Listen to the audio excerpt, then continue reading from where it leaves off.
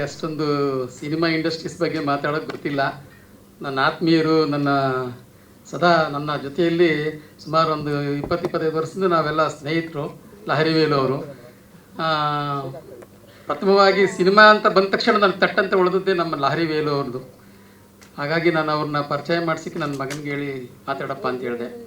ತಮ್ಮಲ್ಲಿ ಇಡೀ ಎಂಟೈರ್ ಕರ್ನಾಟಕದ ಎಲ್ಲ ಜನತೆಗಳಲ್ಲಿ ಕೋರ್ಕೊಳ್ಳೋದೇನೆಂದರೆ, ಮಾಧ್ಯಮದವರು ಬಹಳ ದೊಡ್ಡ ಒಂದು ವಿಶೇಷವಾದಂಥ ಮನಸ್ಸು ಕೊಟ್ಟು ಅದು ಇವೆಲ್ಲ ಪ್ರಚಾರ ಮಾಡಿದ್ರೆ ಖಂಡಿತ ಇದು ರೂಪೇಶ್ ಶೆಟ್ಟಿ ಮತ್ತು ಜಾನ್ವಿ ಅವರ ಬಹುಮುಖ ಪ್ರತಿಭೆಗೆ ಅದು ಸಾಕ್ಷಿಯಾಗುತ್ತೆ. ಮತ್ತು ನೀವು ಅಂತ ಕೊಡುವಂಥ ಒಂದು ಫೀಡ್ಬ್ಯಾಕ್ ಏನಿದೆಯೋ ಅದು ತುಂಬ ಇದಾಗುತ್ತೆ. ನನ್ನ ಆತ್ಮೀಯರು, ನನ್ನ ಬಂಧುಗಳು ಆದಂಥ ನಮ್ಮ ಆರ್ ಪಿ ಪ್ರಕಾಶ್ ಮತ್ತು ಆರ್ ಪಿ ಶ್ರೀನಿವಾಸು, ಮತ್ತು ನಮ್ಮ TV9 ನಾರಾಯಣ ಸ್ವಾಮಿ ಅವರು, ನಮ್ಮ ಪ್ರದೀಪ್ ಸರ್ ಅವ್ರದ್ದು ಮಾತುಗಳು ನಾನು ರೇಡಿಯೋದಲ್ಲಿ ಗಾಡಿನಲ್ಲಿ ಹೋಗ್ಬೇಕಾದ್ರೆ ಅವ್ರು ಪ್ರದೀಪ್ ನನ್ನ ಮಗ ಹೇಳ್ತಾ ಇರ್ತಾನೆ, ಡ್ಯಾಡಿ ನನಗೆ ತುಂಬಾ ಪರಿಚಯ ಇರ್ತಾರೆ ಅಂತ.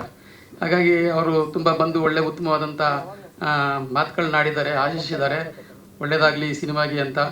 ಈ ಆದಿಪತ್ರ ಅನ್ನುವಂಥ ತಾರಾಬಳಗದಲ್ಲಿರ್ತಕ್ಕಂಥ ಎಲ್ಲ ಕಲಾವಿದರುಗಳಿಗೂ ಒಂದು ಒಳ್ಳೆಯ ಒಂದು ಯಶಸ್ಸು ಕಾಣಲಿ, ಈ ಸಿನಿಮಾ ದಿನೋತ್ಸವದ ಕೂಡ ಆಚರಿಸಲಿ ಅಂತೇಳಿ ನಾವು ಎಲ್ಲರಿಗೂ ಕೇಳ್ಕೊಳ್ತೀವಿ.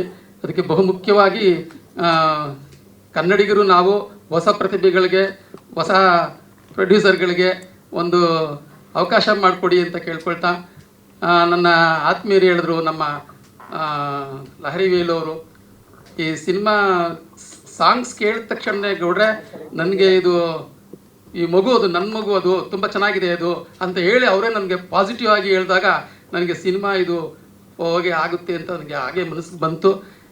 ನಮಗೆ ಗೊತ್ತಿರಲಿಲ್ಲ, ನಾನು ಖಂಡಿತವಾಗ್ಲೂ ನಾವು ಸಿನಿಮಾ ಇಂಡಸ್ಟ್ರಿಯಸ್ಸರಲ್ಲ.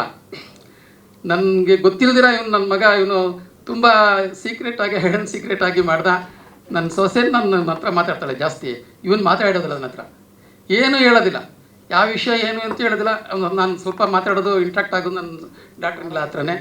ಹಾಗಾಗಿ ಈ ಇಡೀ ತಂಡಕ್ಕೆ, ಏನು ತಾವೆಲ್ಲ ಈ ಕೋ ಪ್ರೊಡ್ಯೂಸರು, ತಾರಾ ಬಳಗ ಮತ್ತು ಎಲ್ಲರೂ ಏನು ಇದಕ್ಕೆ ಒಂದು ಶ್ರಮ ವಹಿಸಿ ನಿಮ್ಮ ಇಷ್ಟು ದಿನಗಳ ಕಷ್ಟ ನಿಮಗೆ ಪ್ರತಿಫಲ ಸಿಗುತ್ತೆ ಅನ್ನುವಂಥ ಆಶಿಸ್ತಾ ಈ ಒಂದು ಚಿತ್ರಕ್ಕೆ ತಾವೆಲ್ಲರೂ ಕನ್ನಡಿಗರು ನಾವೊಂದು ಒಂದು ಸಹಕಾರ ಕೊಡಲಿ ಅಂತ ಕೇಳ್ಕೊಳ್ತಾ ಆಮೇಲೆ ಸವಿನಯವಾಗಿ ಪ್ರಾರ್ಥನೆ ಮಾಡ್ತೀನಿ.